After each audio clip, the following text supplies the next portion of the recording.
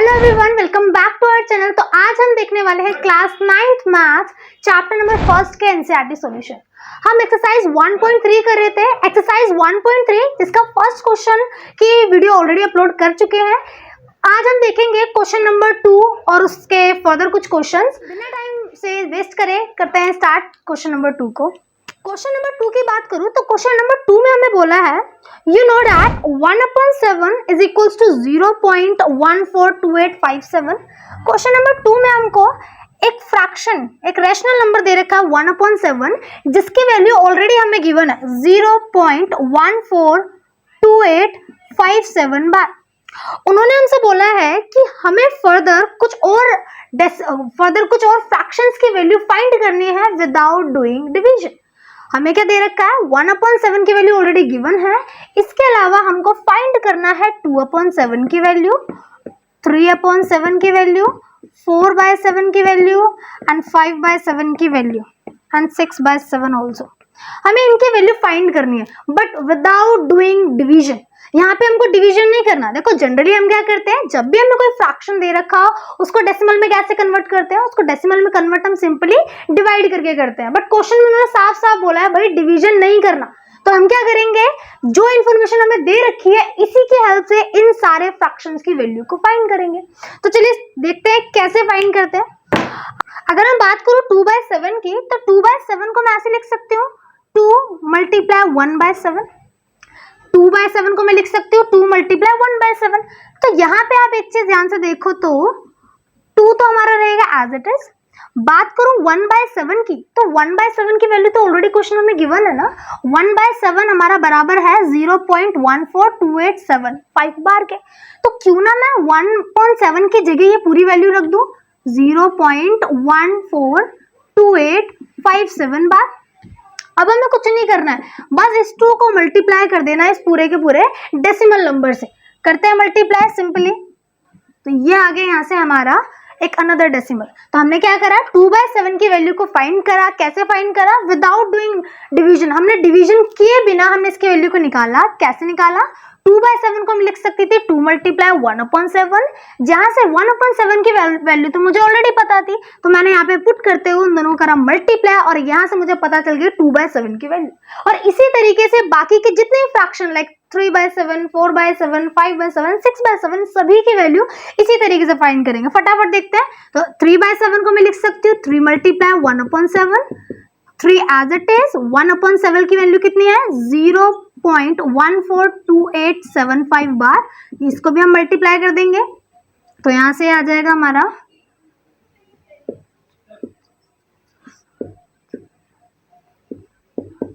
कुछ ये आ जाएगी हमारी इसकी वैल्यू। इसी तरीके से 4/7 को देखते हैं। इसको लिखेंगे 4 × 1/7। 4 एज इट इज रहेगा। 1/7 की वैल्यू ऑलरेडी पता है 0.142857 बार। इसी तरीके से हम इसको करेंगे 5 × 1/7। 5 रहेगा एज इट इज और 1/7 की वैल्यू 0.142857 बार। मल्टीप्लाई कर देते हैं इसको भी। यहाँ पे आ जाएगा हमारा 8 2।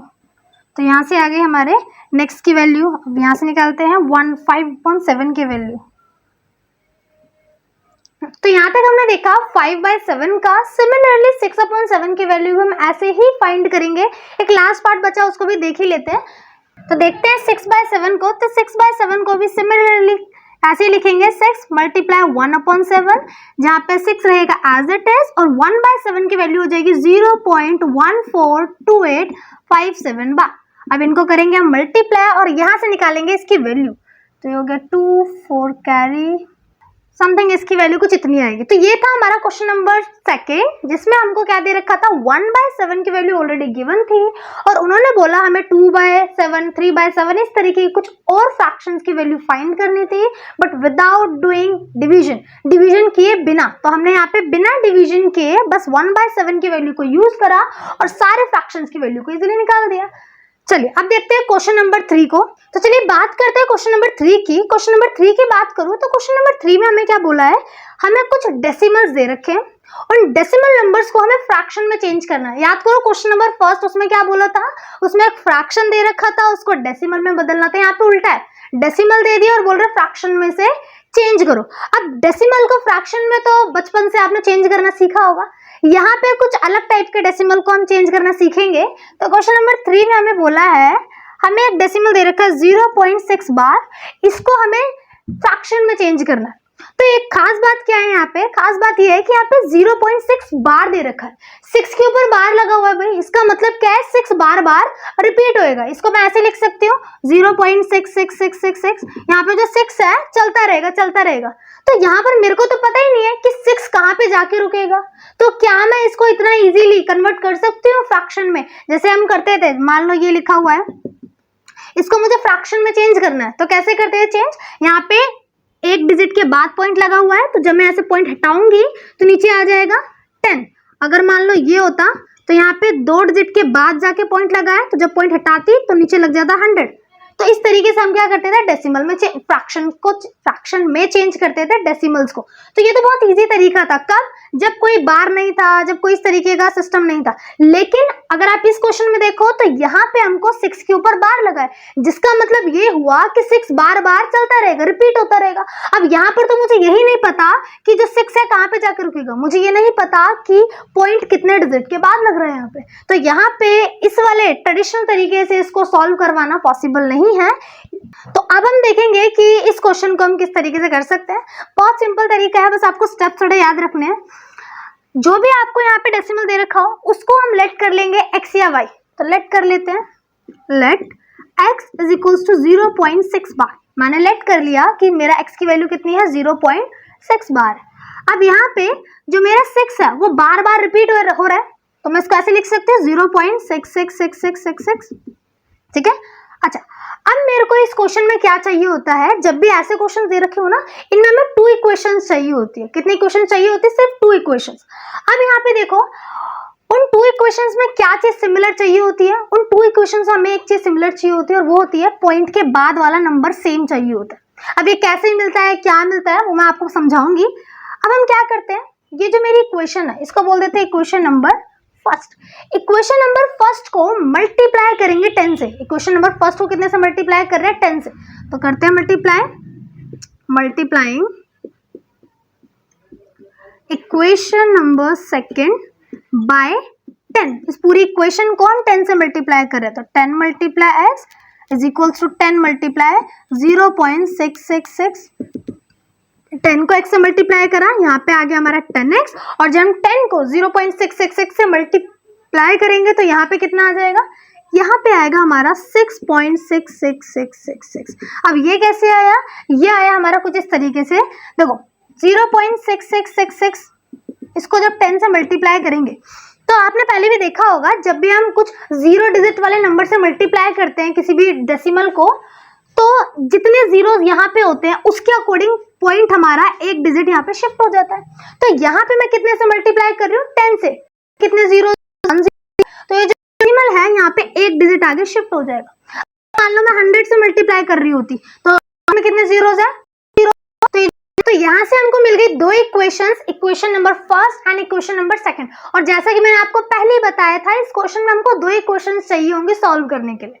अब आप देखो, मैंने आपको एक कंडीशन और बोली थी कि हमेशा हमें क्या करना होगा, हमारे जो दोनों ही इक्वेशंस होंगी उनमें जो डेसिमल नंबर होगा, ये वाला और ये वाला, इनमें डेसिमल के बाद जो डिजिट्स होंगे ना वो सेम होनी चाहिए। आप देखो यहाँ पर भी पॉइंट के बाद 666 चल रहा है और यहाँ पर भी पॉइंट के बाद 666 चल रहा है, तो यहाँ पर तो पॉइंट के बाद डिजिट सेम है, तो इसका मतलब मेरी इक्वेशन एकदम परफेक्ट, एकदम ठीक बनी है। तो अब हम क्या करेंगे, इन दोनों इक्वेशन को करेंगे सबट्रैक्ट, माइनस करेंगे इक्वेशन 2 में से इक्वेशन फर्स्ट को, इक्वेशन 2 में से इक्वेशन फर्स्ट को कर देंगे माइनस। माइनस कैसे करते हैं बेटा, LHS में से LHS को माइनस करो, RHS में से RHS को माइनस करो। तो यहाँ पे करेंगे 10x माइनस x बराबर 6.6666 माइनस 0.6666। अब यहाँ पे 10x में से 1x गया, वेरी इजी भाई, 9x आ जाएगा, बात खत्म। बात करते हैं मेन मुद्दा इसकी, 6.66 में से 0.66 को माइनस करना है भाई। अब यहाँ पे क्या करते हैं, 6.6666 ये इन्फिनिटी तक जा रहा है, ऐसे यहाँ पर भी इन्फिनिटी तक जा रहा है। अब आप देखो, जब मैं इसको माइनस करूंगी तो यहाँ पे जो इन्फिनिटी तक 6 है और जो इन्फिनिटी तक यहाँ पे 6 है, इनफाइनाइट 6 में से इनफाइनाइट 6 हो गए माइनस, तो यहाँ पे तो बचा 0 0 0, पॉइंट का आ गया पॉइंट, 6 में से माइनस करेंगे 0 को तो यहाँ पे अगेन आ जाएगा हमारा 6, कर दिया हमने माइनस। अब पॉइंट के बाद है 0, क्या पॉइंट के बाद 0 की कोई वैल्यू है? बिल्कुल भी नहीं। तो क्या मैं इसे डायरेक्टली ऐसे लिख सकती हूँ कि मेरा आंसर आया 6? तो यहाँ से मेरे को माइनस करने में मिल गया है 6। अब करते हैं बात आगे। अब यहाँ पे ये जो 9 है इधर मल्टीप्लाई हो रहा है, अगर मैं इक्वल्स टू के उस तरफ लेके जाऊंगी तो ये हो जाएगा यहाँ पे जाके डिवाइड। तो यहाँ से हमारा फ्रैक्शन मिल गया, यानी हमने एक डेसिमल को किसमें चेंज कर लिया, p बाई q की फॉर्म में लिख लिया। लेकिन आप चाहो तो इसे थोड़ा और सॉल्व कर लो। 3 के टेबल में 6 आता है 2 टाइम्स पे और 9 आता है 3 टाइम्स पे, तो ये हो गया हमारा फाइनल एक p बाई q की फॉर्म में हमने डेसिमल को बदल दिया। तो हमें एक डेसिमल दे रखा था, उसको हमने लास्ट में p बाई q की फॉर्म में बदल दिया, और क्वेश्चन में यही उन्होंने हमसे बोला था। इसी की तरह हम और कुछ क्वेश्चंस करेंगे जिससे आपको एक कॉन्सेप्ट पूरी तरीके से क्लियर हो जाएगा। नेक्स्ट पार्ट देखते हैं इसका। सेकंड पार्ट को देखते हैं। सेकंड पार्ट में हमको क्या दे रखा है, सेकंड पार्ट में बोला है 0.47 बार। अब यहाँ पे हमको अगेन एक डेसिमल दे रखा है, इस डेसिमल को हमको कन्वर्ट करना है p बाई q की फॉर्म में, यानी कि फ्रैक्शन में बदलना है इसको, सिंपल बोलूँ तो कैसे बदलेंगे, सेम प्रोसेस। सबसे पहले इसको लेट कर लेंगे x, let x is equals to 0.47 bar. यहाँ से x की वैल्यू हमने x के बराबर मान लिया इसको। अब मैं इसे ऐसे लिख सकती हूँ 0.4777 एंड सो ऑन। क्यों?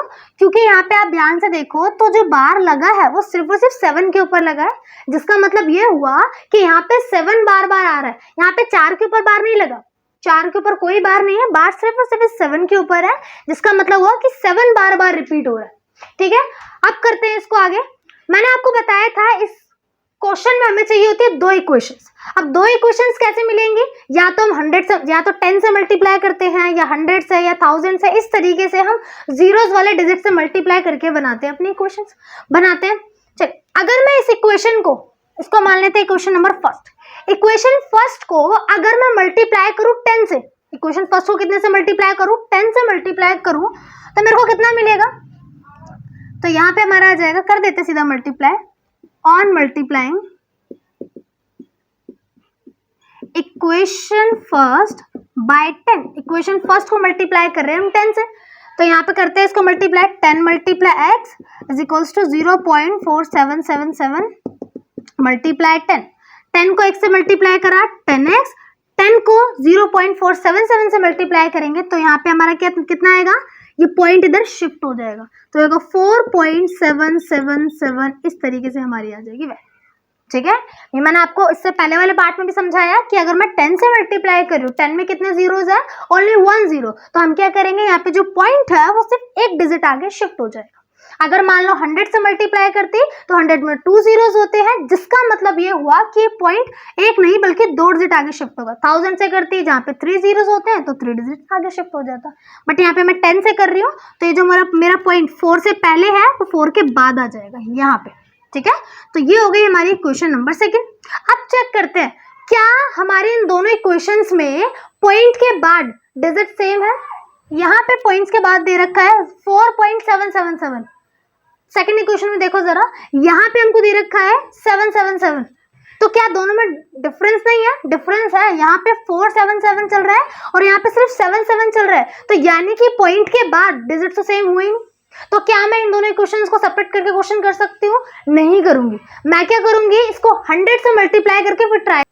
तो जैसे कि हमने इन दोनों इक्वेशंस में देखा, इन दोनों इक्वेशंस में क्या है, इधर तो पॉइंट के बाद चल रहा है 4777 और यहाँ पे सेकंड इक्वेशन में चल रहा है पॉइंट के बाद सिर्फ 777, तो दोनों में डिफरेंस है भाई। यहाँ पे 477 है, यहाँ पे सिर्फ और सिर्फ 77 चल रहा है, तो ये तो पॉइंट के बाद डिजिट सेम नहीं हुए। तो अब जब इन दोनों के पॉइंट्स के बाद डिजिट सेम नहीं है तो मैं इन दोनों इक्वेशंस को लेके क्वेश्चन सॉल्व नहीं कर सकती। मैं क्या करूंगी, अभी मैंने 10 पे मल्टीप्लाई करके चेक करा, अब मैं इसी इक्वेशन को, अभी मैंने फर्स्ट इक्वेशन को 10 से मल्टीप्लाई करा था, अब मैं इसी इक्वेशन को 100 से मल्टीप्लाई करके देखूंगी।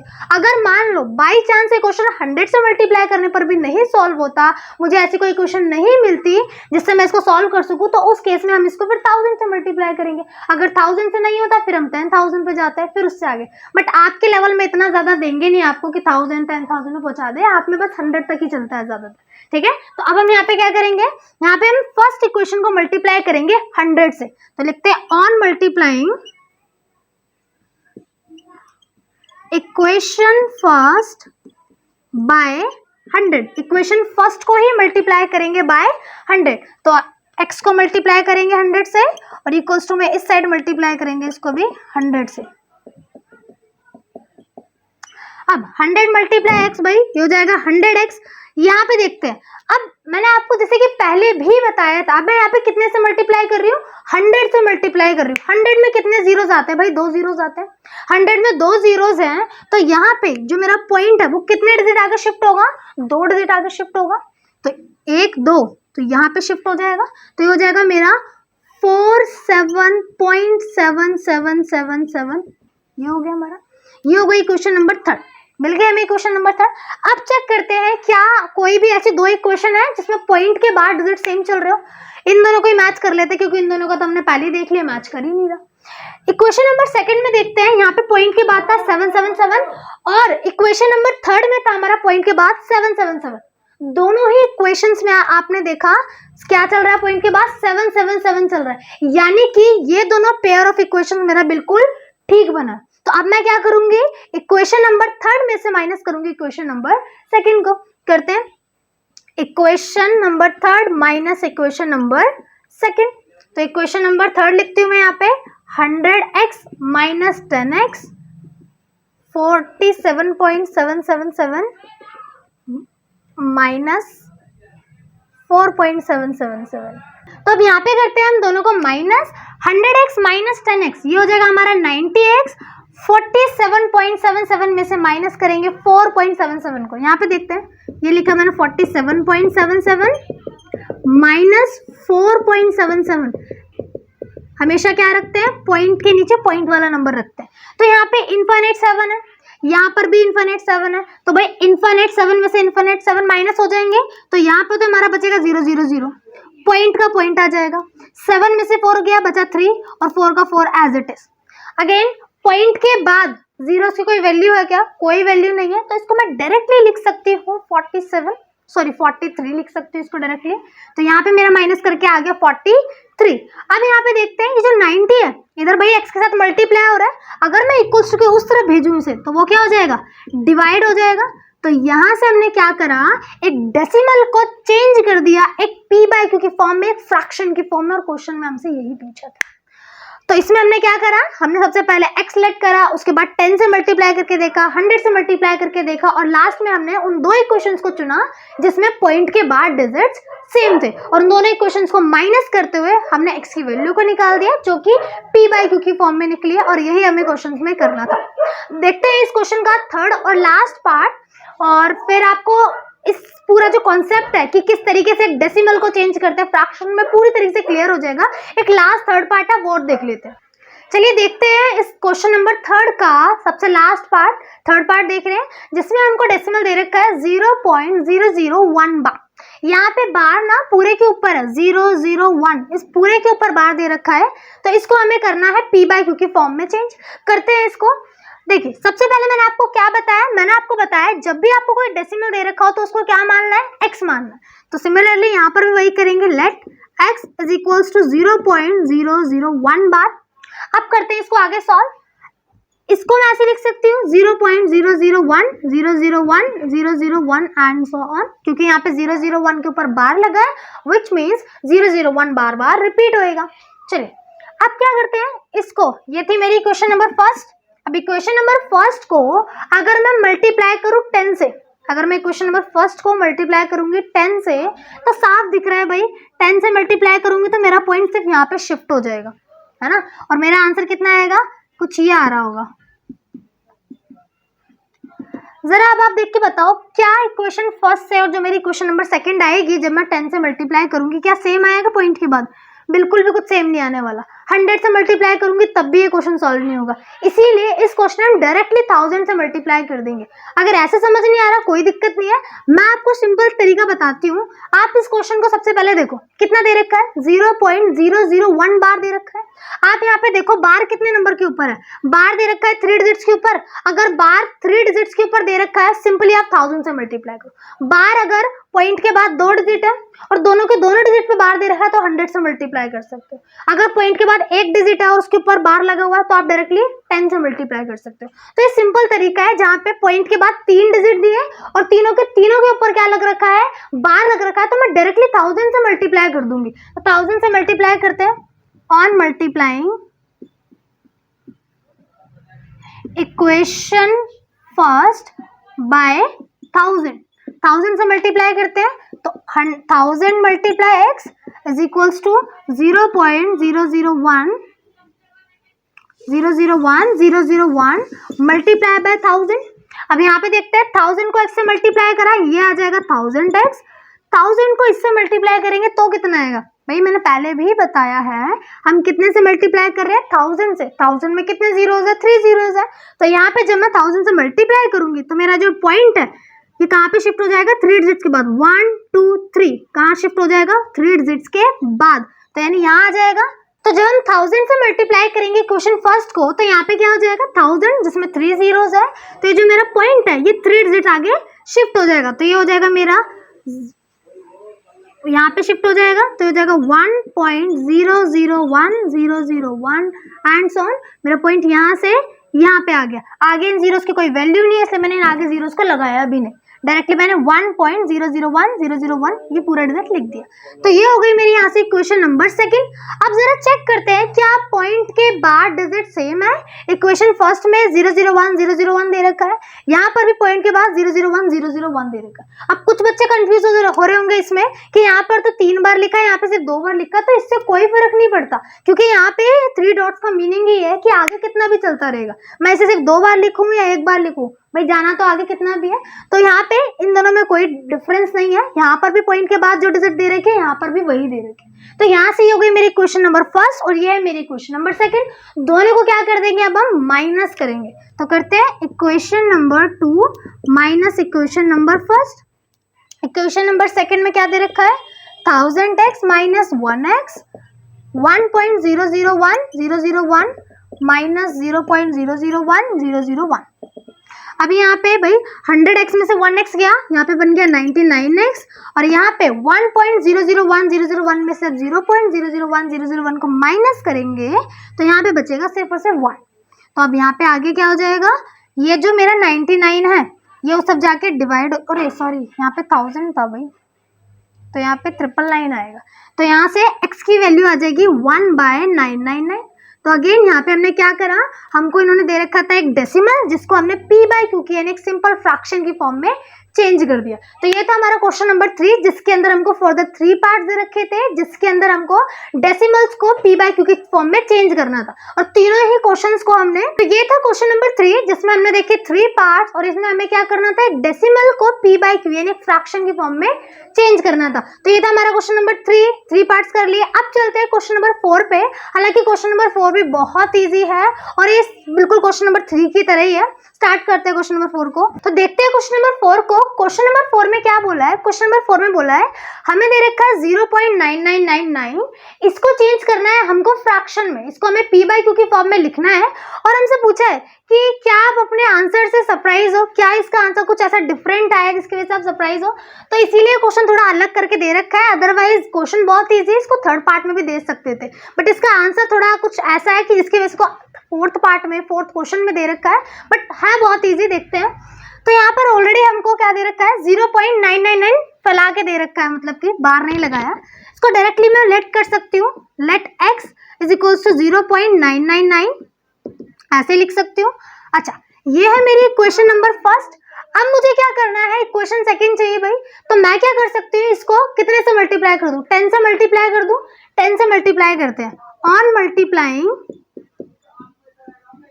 इक्वेशन फर्स्ट बाय 10 से मल्टीप्लाई करते हैं तो 10 multiply x is equals to 0.9999 multiply 10x हो गया यहाँ पर हमारा।